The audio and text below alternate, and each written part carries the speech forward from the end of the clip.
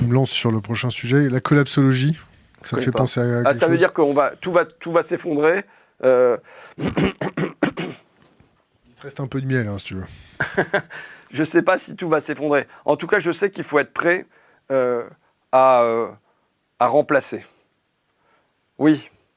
Ça veut dire qu'il y a des moments, il y a des fenêtres d'opportunités qui s'ouvrent. Tu vois, soit on considère qu'il y a les choses vont aller lentement et puis tout ça. Je pense qu'il peut y avoir... prenons la crise de 2009, on en a discuté avant au bistrot. Mais... Qui n'était pas un bistrot d'ailleurs. Ah bon, c'est pas un bistrot, c'est quoi? C'est une cave à bière. Ouais, bon, c'est un genre de bistrot quand même, non?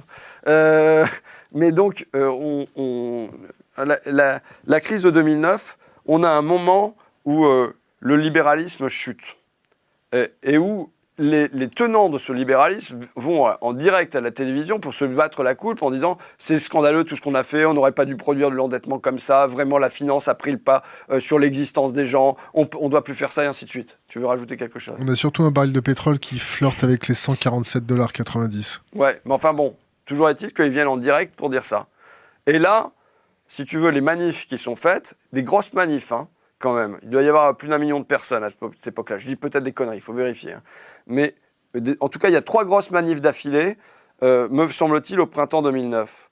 Et le thème de la manif, c'est « Nous ne payerons pas leur crise ». Ça veut dire qu'il n'y a rien.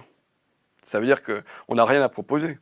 Ça veut dire que le contre-projet, il n'est pas là pour être mis sur la table. Genre nationalisation du crédit. Tu vois, le Glass-Steagall Act aussi. Par exemple, mais tu vois, c'est une espèce de mesure minimale, le Glass-Steagall Act. Qui consiste à la séparation des banques d'affaires et des banques d'épargne, on va dire, des banques de dépôt.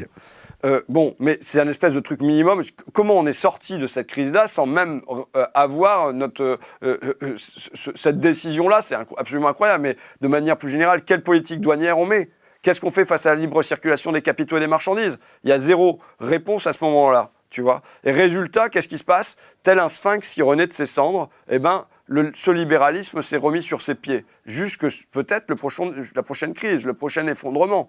Mais si jamais nous, de notre côté, on n'a pas fait mûrir un certain nombre d'évidences, c'est-à-dire pas juste des évidences théoriques dans 3 livres portés par 3 intellectuels, mais des évidences qui se sont disséminées dans la société française et qui font qu'on l'a comme mesure de remplacement immédiat quand leur truc y chute, eh ben, ça sera une nouvelle fenêtre d'opportunité qui s'ouvrira et qui se refermera. Donc, l'un des travaux que nous avons à faire, c'est de porter des idées et de les amener à maturation et de les disperser dans la société française, même si elles paraissent aujourd'hui inutiles, même si le climat politique n'est pas prêt à s'en emparer. Eh bien, demain s'ouvrira peut-être une fenêtre d'opportunité due à un collapse, à une chute, qui fait que ça sera le moment de les mettre à l'intérieur de cette fenêtre. Voilà une petite partie de mon travail. Quoi. Tu parles de demain. Est-ce que tu as vu un reportage sur Arte qui s'appelle « Demain, tous crétins » sur la proportion des perturbateurs endocriniens à ralentir la capacité cognitive des gens et surtout des nouveau-nés Non, j'ai pas vu ça. Mais en revanche, pour préparer le secret des affaires, j'ai regardé...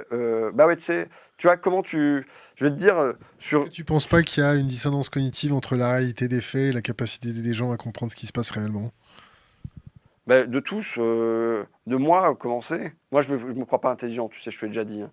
Donc, sans doute qu'il y a une dissonance. Mais tu sais, par exemple, sur le fait qu'on devienne moins intelligent, moi, ce que j'ai vu qui potentiellement pouvait me rendre moins intelligent, c'est Internet. Je vais t'expliquer, mais c'est le téléphone portable, les SMS. Maintenant, j'ai un fil Telegram et tout ça. Pourquoi? Parce que quand tu écris, il y a toujours un moment où tu vois, ta pensée, elle devient un peu floue, tu ne sais pas ce que tu vas écrire ensuite, tu butes. Et en fait, c'est le moment le plus intéressant. C'est le moment où tu dois chercher autre chose, tu vois. Et si jamais là, tu as un accès à Internet, qu'est-ce que tu fais au moment où tu butes? Tu vas aller contrôler ton mail. Tu vas aller regarder le fil Telegram. Et tu perds le fil de ta pensée. Et donc, je pense que... C'est toi qui fais ça. Parce que nous, quand on bute, on va voir nos copains de la communauté pour s'endurcir. Bah peut-être, mais tu vas aller voir les copains de la communauté, je suis pas sûr que ça soit un truc qui maintienne la concentration. Moi, je te dis juste, en termes d'écriture, j'ai senti combien ma capacité de concentration, elle pouvait être entamée par un genre de truc multitâche permanent. Et ça, je l'ai senti sur mon cerveau. Et c'est une lutte pour moi que de réussir à le maintenir à distance.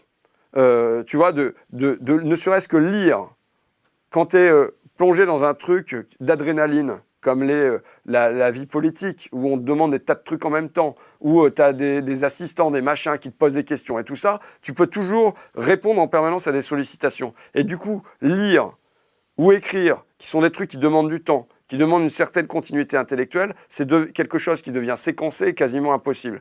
Et tu sais, quand j'ai déjà rencontré des députés auparavant, quand j'étais journaliste, je me disais, putain, ils sont cons. Ils sont quoi? Cons. Ou prétentieux. Ouais, mais tu vois, c'était juste, tu leur demandais, ils lisaient plus. Ils lisaient plus. Tu vois, qu'est-ce qu'il y avait comme contenu intellectuel? Il y avait plus grand-chose. Tu dis, mais c'est pas possible d'être amené à produire des lois, de devoir réfléchir à comment fonctionne la société française, vers où on veut l'emmener, tu vois, sans lire. Et j'étais confronté à ce vide. Et c'est pour ça que je ne voudrais pas qu'il y ait d'un côté, tu vois, le vide des gens. Mais je te dis, sur l'économie, les gens, ils ont compris l'essentiel. Plus que l'élite. Sur la création monétaire, ils ont compris? En tout cas, par exemple, tu vois, sur les questions... le vieil adage. Sur les questions de... Tu connais le vieil adage. Si les gens comprenaient le système financier, demain, il y aurait une révolution. Mais tu vois, je ne crois pas. Je n'y crois pas à ça. Ben oui, parce que... Ils vont jamais comprendre? Non. Je ne crois pas qu'à partir du moment où tu as compris, ça te suffise à produire une révolution ou à produire même une révolte. Parce que le découragement, je ne sais pas, il faut mesurer ça, cette résignation quotidienne, de ne pas avoir non plus de voix qui te porte, tu vois.